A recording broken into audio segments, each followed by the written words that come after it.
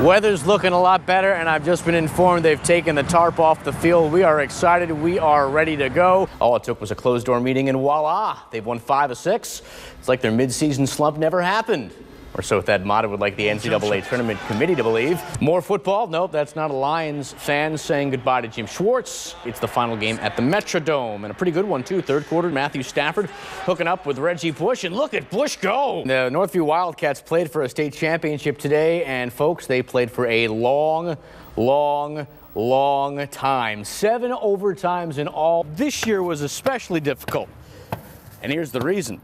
There's no snow on the field now, but there was a week ago. All right, Buckeye fans, before you go all Chicken Little about the offense and say the sky is falling, a couple things to consider here. The coaches don't actually hate each other. In fact, come here.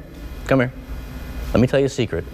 They're actually friends. As you can imagine, Pam's a real stickler for details. This football, for instance, didn't make the cut because of some water stains up by the laces. Done. Working on my bracket, and there it is. And that one was based on who I thought had the best mascot. Before Tom Brady's able to get his hands on a football at this year's Super Bowl, it's got to go through her. The best part is this right here. For over 40 years, Jane Helser's had her hand at making each and every ball used during the Super Bowl.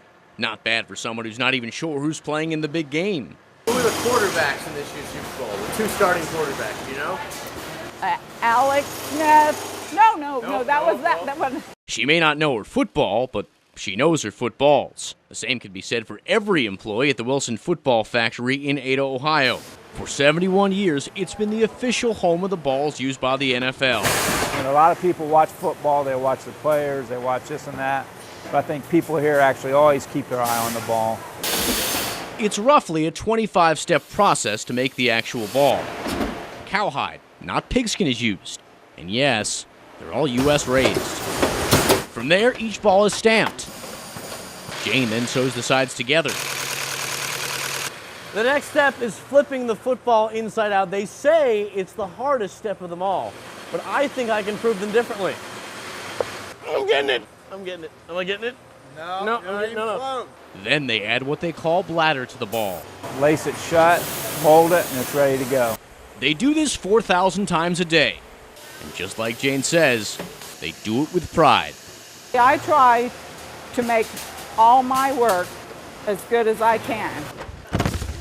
Now that sounds like the stuff of a Super Bowl champion. Mike Lacett, T-Sports.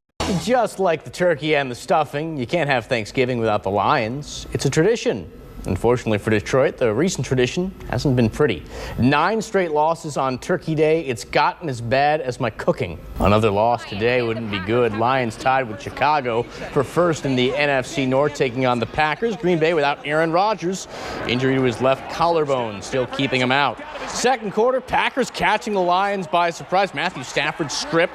Morgan Burnett giving the Packers a 10-3 lead. Lions, though, would not fold. In fact, this game would turn quick.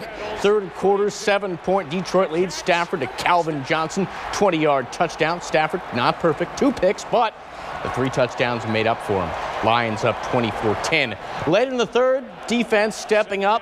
Ndamukong Suh. It's a safety. Lions score the last 37 points of the game. They snap a 2-game losing streak, 40-10, the final score. They've been playing hockey outside since the game was invented hundreds of years ago, but then this thing called the Winter Classic started in 2008. It was like they'd never seen it before. A phenomenon was created. 6 outdoor games in the NHL this year alone. That includes today's Winter Classic at the Big House, first ever NHL game at a college facility, Detroit and Toronto. Third period, Wings down a goal. Not anymore. Justin Abdelkader. We're going to overtime, then to a shootout. But there, Tyler Bozak beats Jimmy Howard in the deciding goal. 3-2, Wings lose. The first matchup this year was big. This one's even bigger. Michigan and Michigan State. Here we go again. And just like last time, first place in the Big Ten is on the line. Nick Stauskas and the 20th-ranked Wolverines won the first matchup back in January, trying to make it 2-for-2 against the 13th-ranked Spartans. First half, big problems, though. Adrian Payne scored that and the foul. Spartans led by as many as 11. They were up 2 at the half. Second half, Michigan down 5. Stauskas says enough of this. First the 3. Then, a minute later, he goes to the pull-up, and Stauskas would get the lucky roll. 7 straight from Nick, finished with 25. Michigan in control, final minutes, exclamation point. Stauskas to Glenn Robinson III, 79-70. Michigan wins. The Wolverines regain first place in the Big Ten. The eyes of 24-year-old Roshan Jones have seen far too much violence. I grew up in West Toledo. You know, I grew up around a lot of gangs. I seen a fight. You know, one guy shot the guy that beat him up, and you know, everybody ran, and his body was still there. He was 10, but the memory of a man's body lying in the street was something he's never forgotten. It was then that he decided gang life wasn't for him.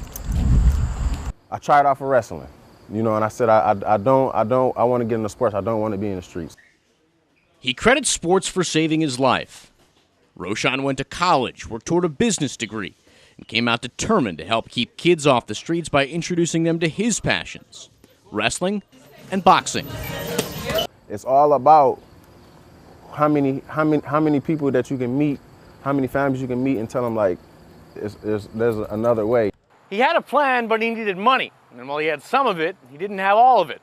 So instead of opening up a gym right away, he decided to open up a different kind of business. It took us about a good year to save up some more money. And, you know, we saved up enough money as we could, you know, bought a building, and then above the building, it was open space. So we said, you know what, this is where we can start our dream. The Dream, Soul City, which he co-owns with his father, has now been open for 3 years. In that time, Jones estimates he's talked to almost 1,500 kids. One by one, he's making a difference. 1, 2, 3, Soul City! What has Roshan told you about staying out of trouble? Like stay off the streets, don't be close to no gangs and everything like that. Been my coach, my brother, and he's a father figure. In the past, Roshan Jones saw a lot of pain. Today, he's making sure these kids see something else. Mike Lacett, T-Sports.